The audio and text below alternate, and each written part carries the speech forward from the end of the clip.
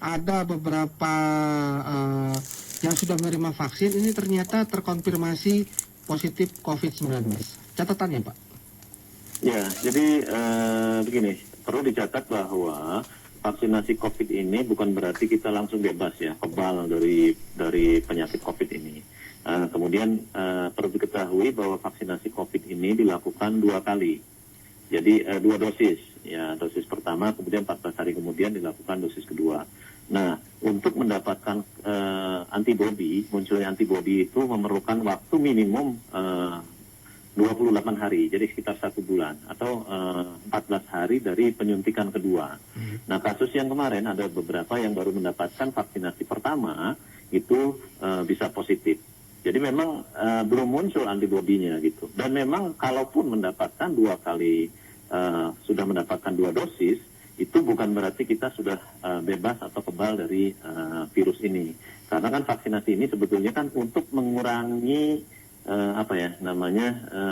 kalau kita terpapar sakitnya, kalau kita buat leveling sampai 5 misalnya, kita hanya menderita di level 1, level 2 gitu. Tidak terlalu berat gitu Mas Sony. Jadi selain memang tujuan utama untuk melindungi, tapi tidak 100%. Tidak 100% bahwa yang sudah disuntik ini akan kebal. Jadi ada kemungkinan kan nanti ada virus loading, disebutnya virus loading, seberapa besar yang bersangkutan akan mendapatkan paparan dari virus. Kalau misalkan tentara, saya selalu mengibaratkan ya antibodi sebagai tentaranya, tapi yang menyerang lebih tinggi tetap saja. Nah itu tapi dampak atau kesakitan kita itu tidak terlalu berat.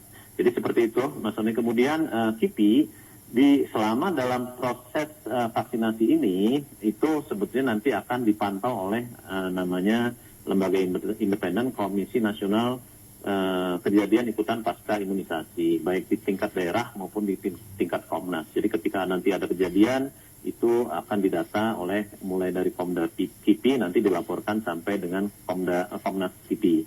Nah, sampai pertanggal 20 Januari sebetulnya ini bisa dilihat update-nya di link di website covid19.go.id.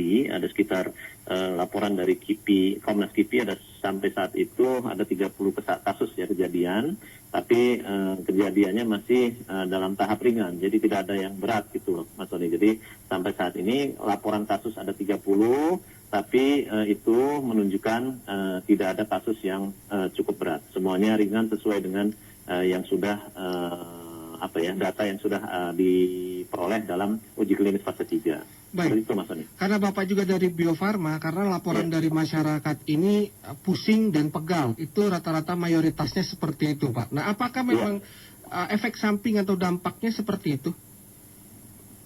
Ya, jadi ketika kita melakukan uji klinis fase 3, tentu kan dilihat keamanan, kemudian efikasinya. Nah, efek samping yang sudah tercatat selama uji klinis dan kebetulan dipantau juga saat pelaksanaan imunisasi ini memang ada nyeri, kemudian gatal, kemudian kemerahan, yang begitulah, warna kulit jadi agak merah-merah, sakit, lelah. Ada juga mual, sakit kepala, nyeri otot. Nah ini memang data ini sudah kita rekam gitu, dan nanti dalam pelaksanaannya tentu tidak jauh dari sini. Itu memang ringan ya, 1-2 hari biasanya sudah sembuh gitu, sudah kembali normal.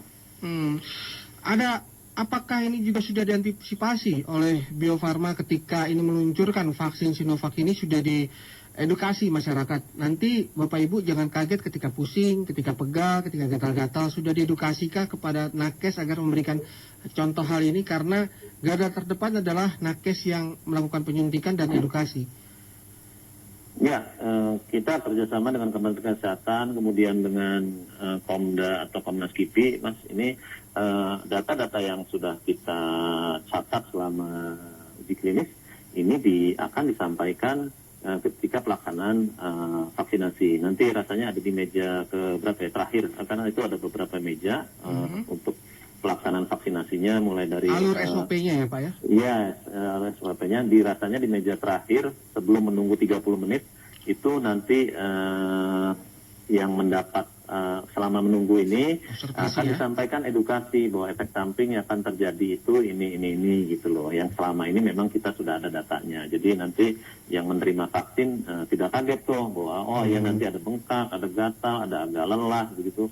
Dan kalau memang ada di luar itu, nah ini harus segera dilaporkan kembali ke tempat yang bersangkutan melaksanakan penyuntikan.